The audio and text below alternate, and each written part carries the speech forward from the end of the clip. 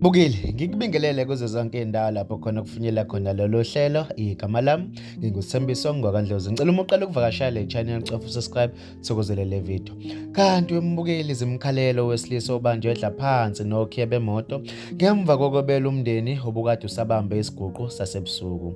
Lo mlisi oneminyaka engu-25 ubudala ubanjwe eBhere eThekwini ngemva kokuthi elinye ilunga lomndeni lizithele kuye ngaphandle eqeda ukuvulela amanzi empompini emnyango. Okhulumela amaphoyisa KwaZulu-Natal uLieutenant Colonel Nqobile Gwala uthe lesigameko senzeke ngehora lesishiyagalombili ebusuku.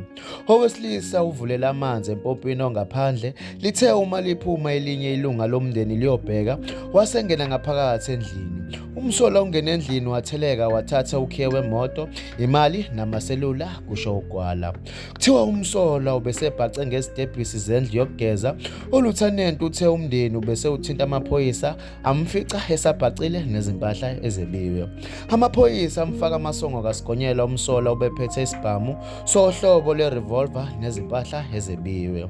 Umsola uzovela enkantolo ngomsombuluko yemantshi eThekwini. Mbukeli, ngicela ubeke uvo lakho kwi-comment section mayelana nalolu daba. Ngizokubona kwenye ividiyo elandelayo. Usale kahle.